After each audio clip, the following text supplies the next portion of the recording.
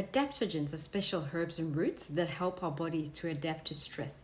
It may be physical, emotional, or environmental stress. Drinking adaptogens helps to maintain the body's balance and ensure that we stay resilient in the face of challenges. In this video, I'm going to discuss a confirmed but lesser known African adaptogen, and then I'm going to tell you about another plant. Hello, I'm Kudzai Musengi. I'm an African food enthusiast.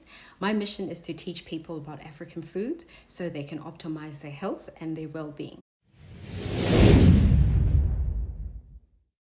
Well, adaptogens are like peaceful warriors. They're unique because instead of fighting, they help our body to adapt to any challenge that comes your way. They help you to survive in situations of intense or prolonged stress whilst maintaining your capacity for physical and mental work. This concept is best illustrated by this drawing here, which I took from a research paper published in the National Library of Medicine. To qualify as an adaptogen, the plant or herb must possess these three requirements. 1, it must be non-toxic, which means it causes no harm. 2, it doesn't only affect the disease, but it helps to restore the entire body. And 3, it must have a normalizing influence on your body. The peaceful warrior I want to talk about is Gotu Kola, Centella asiatica. Gotu Kola is believed to originate in Southeast Asian countries, but the plant also grows in many African countries. It is a traditional herb that has been used in Ayurvedic medicine and traditional Chinese medicine for thousands of years. This research paper provided a summary on the recent updates on the neuroprotective and neuroregenerative potential of Gotu Kola.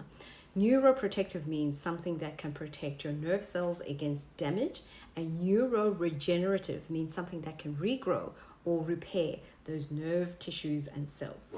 Traditionally, Gotu Kola has many medicinal uses, including wound healing, skin treatments, and as a brain tonic to enhance your cognitive functions. The way it is prepared varies from country to country and can include herbal teas, pastes, and ointments. The research paper talked about how the studies done on mice have shown that Gotu Kola has a protective effect against various brain diseases, including Alzheimer's, Parkinson's, mental illnesses like depression, anxiety, as well as epilepsy. In anxiety models conducted on the mice, the Gotu Kola extracts showed effects that are similar to diazepam, which is an antidepressant, and it reduced the stress hormone levels in the mice. The chemical compounds in Gotu Kola can also modulate dopamine levels, which showed improved behavior in the mice. Other studies have found Gotu Kola to have antioxidant, anti-inflammatory, antimicrobial, and anti-cancer properties. But most relevant to our discussion today is the finding that Gotu Kola can act as an adaptogen by helping individuals cope with daily stress and anxiety. Gotu Kola has been associated with memory enhancement and may help with cognitive function and mild cognitive impairment. My experience with Gotu Kola has been positive. I went back to work after having my second child. And if you send your kids to daycare, you know they're going to pick up all the sniffles until their immune systems build up. This was very stressful for me because it was during COVID and I had just gone back to working full time.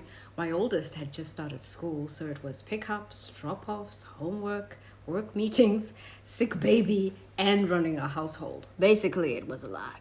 I firmly believe that drinking several cups of Gotu Kola every day really helped me manage my stress levels as well as my mental health for about a 3 to 6 month period. So now I'm going to tell you about this other African plant. But before I do, I'm going to tell you a couple of stories first. There is this legendary emperor, Shennong of ancient China. He's often credited with discovering tea and its medicinal properties. So according to Chinese legend, Emperor Shennong tasted various herbs to determine their medicinal value. And he's believed to have come across tea leaves when some leaves accidentally blew into a pot of boiling water and he drank it. So legend has it that he ordered certain herbal brews to be given to the soldiers after returning from the war. This was because of their health benefits, including adaptogenic properties. There are also stories that suggest that leaders in ancient India might have also encouraged their warriors to consume ashwagandha. This was to improve their vigor, their strength, and their resilience before going to war. So while the term adaptogen wasn't used in ancient times, the properties and the benefits that we associate with adaptogens today were recognized and valued by ancient cultures in their own contexts. This finally brings me to the African plant I want to tell you about. It's the Makoni Tea Bush, Phadogia and Clanthea. I probably butchered that, so I'll put the spelling on the screen.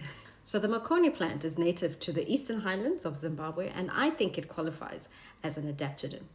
I haven't found any scientific research to back my opinion, but rather my opinion is based on a story that I read about Chief Makoni from Zimbabwe. So the story goes that Chief Makoni used to prescribe the Makoni tea to his soldiers when they came back from war. Legend has it that the tea would help the soldiers' wounds to heal faster and to give them stamina. I'll leave a link to that story that I found online in the description section below.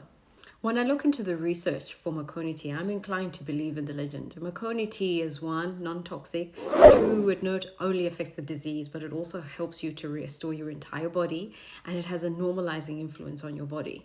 So while the term adaptogen wasn't used in ancient times, the properties and the benefits that we associate with adaptogens today were recognized and valued by ancient cultures. When I looked into the nutritional content of Makoni tea and the fact that it has been consumed for centuries, I know it's for good reason. Not only does it have like a rich, robust flavor, it also has beneficial nutrients. And I'll show you what I mean on the screen. In particular, I want you to check out the magnesium per 1000 grams. Science tells us that magnesium is good for brain and heart function, cellular reactions, brain development and memory, heartbeat regulation, and muscle contraction. It's also worth noting that other health benefits of a diet that's rich in magnesium include lowering your blood pressure, reducing the risk of heart disease, improving blood sugar control for type 2 diabetes, enhancing sleep quality, helping to combat migraines, as well as reducing the symptoms of depression. So what do you guys think? Is Makoni tea an adaptogen? Let me know in the comments section what you think. And if you'd like a copy of the fact sheet, I'll leave a link to it in the description section below. Also, did you notice the phenolic content of Makoni tea?